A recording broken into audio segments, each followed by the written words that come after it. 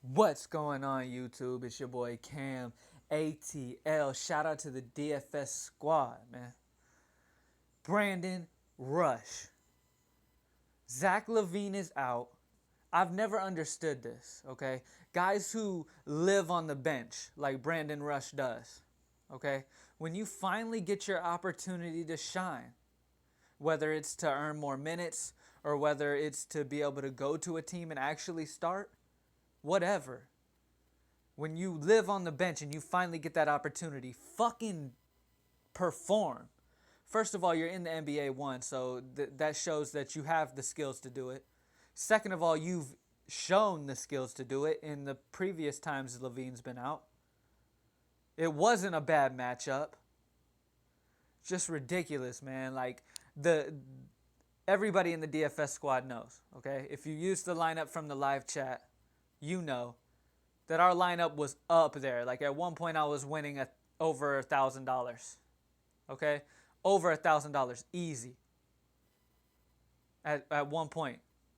But then Kaminsky showed up. Shout out to Kaminsky. He did a good job, man, especially for that price point. I knew Kaminsky was going to be solid. Shout out to you. Fournier.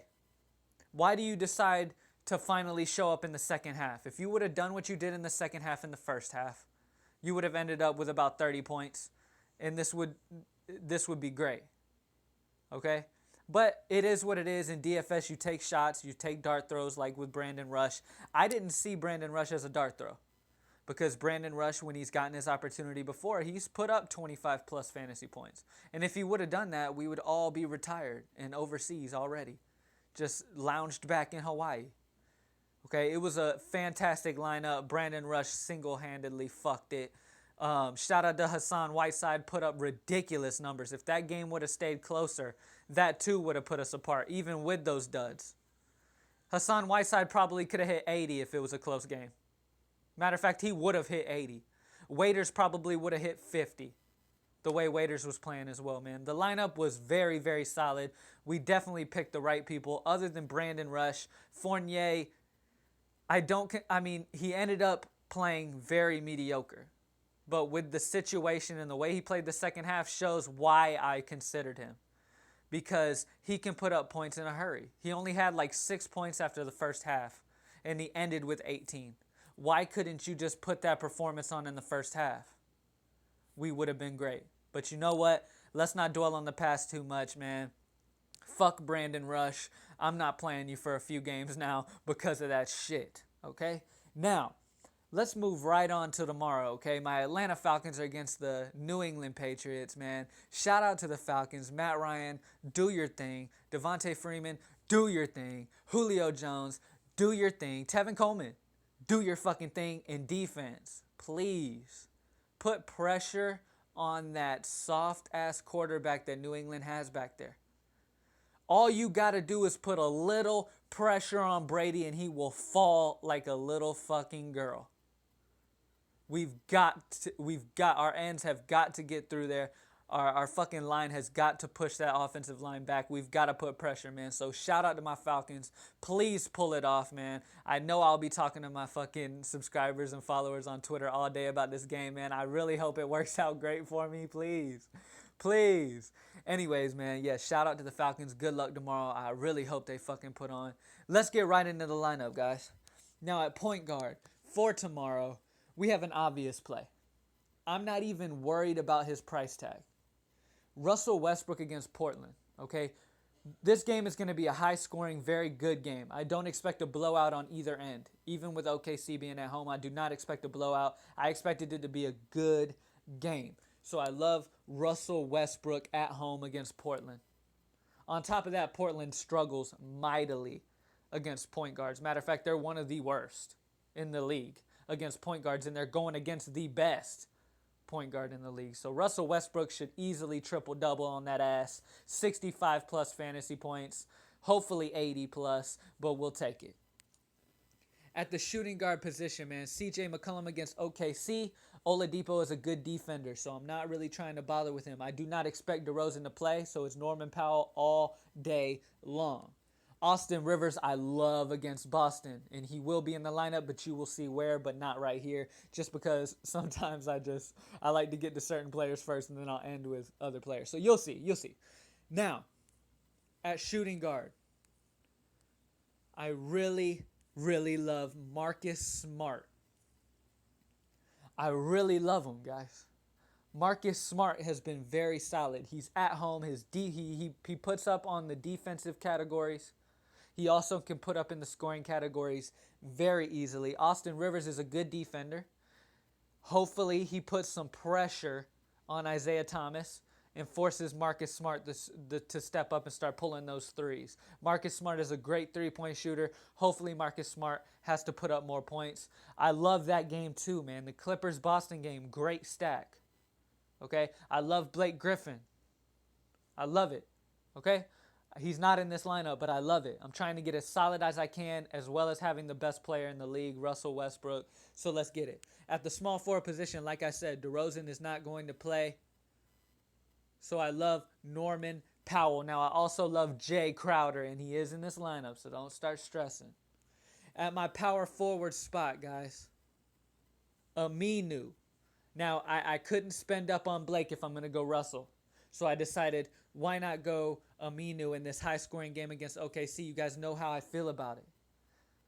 Now, Steven Adams has had the shift over to the center spot. So he's not going to have to see Steven Adams, who is a decent defender. So he should have a good time in this matchup. I really like his matchup a lot. Lillard's going to be matched up with Westbrook. McCollum's going to be matched up with Oladipo. That should add a lot of good shots for Aminu. Okay, so I love Aminu, man. At the center position, I love Brook Lopez against Toronto. Valanciunas has struggled against Brooklyn slightly. Okay, so I'm not going Valanciunas. I like Brook Lopez more in that situation, okay? Al Horford's going against our boy DeAndre Jordan, so I'm not really dealing with that. Even though people have been doing decent against him, I'm still not dealing with that. I still have flashbacks to the day where I decided not to play Nerlens Noel. And Noel went for like 50 plus on DeAndre Jordan's fucking head. So me even saying that fucking makes me feel so stupid for even saying that. But I wanted to go Noel so bad. Last minute I was like, you know what? Jordan's a good defender. I took Noel out. Noel ended up getting 50 plus, and that was the difference of a few $100 winnings for me. So yeah, so keep that in your mind while you're setting your lineup. But I love Steven Adams, guys. Like I said before, he's shifted over to the center position. Enes Kanter's banged up. Steven Adams is pretty much the guy, okay? I mean, he's going to play a shit ton of minutes, especially in this high-scoring game right here. I love Steven Adams down low going against Plumlee. I think it's just fine of a matchup. I love Steven Adams. I also like Plumlee if you would want to go the other way, but Plumlee against Steven Adams is a little more of a tough matchup than Steven Adams going against Plumlee. Okay, Adams is a better defender than Plumlee is. Now, at the guard position, here's where it gets a little tricky, guys. Okay, I do expect Kyle Lowry to miss this game. He's questionable right now with an illness. Okay, he ended up having to leave the game the other day because of the illness. He also missed practice today because of the illness. And on top of that, they have an early game at 11 a.m. Central. Okay? So I do not expect him to clear this illness. If he does, we're going to have to make adjustments. But I do not expect him to clear the illness, which opens door for Corey Joseph. Okay? But here's where I really need you guys to listen. Okay? Corey Joseph, when Lowry left the game last game, Corey Joseph was not the guy to come in and do his usual thing, which is surprising because Corey Joseph has really put on when he got his opportunity. I love Corey Joseph. He has won me shit ton of money every time I play him, it seems like. Every time he gets the opportunity, I put him in and he goes crazy. But they have been playing another guy lately, man. And this guy goes by the name of Van Vliet. He's the one who took over. And he put up 25 fantasy points in 23 minutes against Orlando once Lowry left, which is very, very good. Imagine if he would have played 30 minutes, he would have got about 32, 35 fantasy points. So I really like Van Vliet or Corey Joseph. You have to keep updated in the morning. Okay, wake up early, do what you got to do. It's Sunday, so wake up early. You got to make sure you set your stuff to wake up early, man. I'm going to feel so sad for all of my DFS, my subscribers, my followers, if y'all end up waking up too late to change this. All right? Make sure you keep an eye out on this Lowry situation. I do expect him to miss. What you need to keep an eye out on is whether they're starting Corey Joseph or starting Van Vliet. Whichever one is starting, run him up and put him in the lineup. Okay, they're both the same price, so I'm not worried about that. Okay? But because Van Vliet was the one to take over the starting spot last time, I'm guessing that they're wanting to keep Corey Joseph in his reserve role. So I'm going to go ahead and put Van Vliet in right here. Okay? But this, like I said, guys, that's not set in stone. You have to keep updated with that. If Corey Joseph ends up getting the start, I'm switching that out immediately. At this forward position, guys, I love the Boston Clippers game. I have mentioned that to you guys. I love stacking that Boston Clippers game.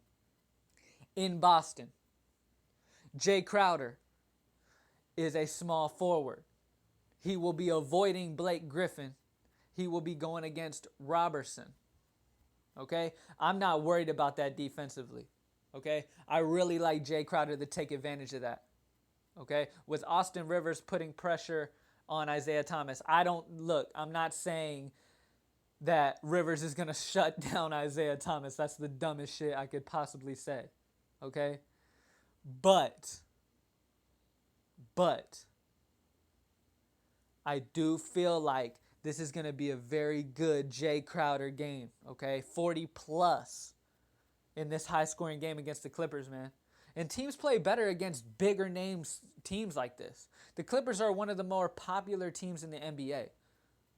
Players honestly do go harder against these big name groups, just like they go harder against Cleveland. They'll go harder against Golden State.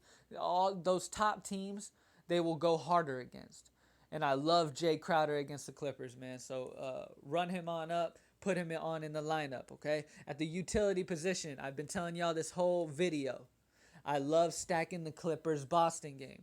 Now, one thing that the Boston Celtics struggle with big time, Isaiah Thomas can score all day long with his eyes closed and no arms. He could have no arms, no legs, eyes shut, and still drop 40 points, okay? But one thing he can't do is defend. He cannot defend. He is not a great defender. I expect Austin Rivers to fully take advantage of that in this high-scoring game, guys. Like I said, I'm stacking that game, man. I'm stacking that game. I also love the Portland OKC game, which is why I got in there with Aminu, Adams, Westbrook. I mean, you got to get involved in that game too, but I really like that Boston Clippers game, guys. So there it is, man. Russell Westbrook, Marcus Smart, Norman Powell, Aminu, Adams, Van Vliet, Crowder, and Rivers. I love it, guys. With this slate being so small, and my fucking lovely Atlanta Falcons playing, I am not going to be going live. I will be totally focused on my team whooping that Patriots ass. By the way, I'm not sure if you guys heard or not, but Kyle Shanahan, the offensive coordinator who has really done it all for Atlanta this year and really made us a whole nother level, okay? He got his playbook stolen, surprisingly. You should see my little quotations that I'm making right now. Okay? Surprisingly, he got his playbook stolen. It seems like the Patriots just find a way to goddamn cheat, don't they? I'm not saying they cheated. It could have been a coincidence. Okay? But that Patriots team is known for getting any upper hand they possibly can, whether it's unfairly or what. I would not be surprised, man. So I'm hoping Kyle Shanahan takes that in consideration and changes some plays up in that playbook. I mean, the playbook was gone. The playbook was in a backpack that went missing for 2 hours and then supposedly popped back up. So for 2 hours, they could have gotten pictures. They could have taken down the whole game plan. That's plenty of time. So hopefully Kyle Shanahan switched some shit up, man, and this doesn't end up some bullshit, okay? Shout out to my Atlanta Falcons. Please pull it off. I will not be going live once again because my Falcons are playing and I'll be at work early. So, and these games are early. It's a small slate. So hit me up on Twitter with any questions. Comment down below any questions and concerns down there too. Make sure we like this video, man. Our last 4 videos have gone over 100 likes. Let's do the same on this one, man. Subscribe to the channel if you haven't already, man. I appreciate you guys so much, man. I'm working on the shirts right now. The Catch Me Outside, how about that? Those shirts. I'm working on those right now, man. Those will be for sale very soon. I'm very excited, man. Everybody loves them. Everybody's looking forward to them. So, yeah, I'm going to drop those real soon, guys. So, follow me on Twitter, Cam_ATL. Subscribe to the channel if you aren't already. Like this video. Get it over 100 likes, man. I appreciate you guys so much. Good luck tomorrow, and I'm out.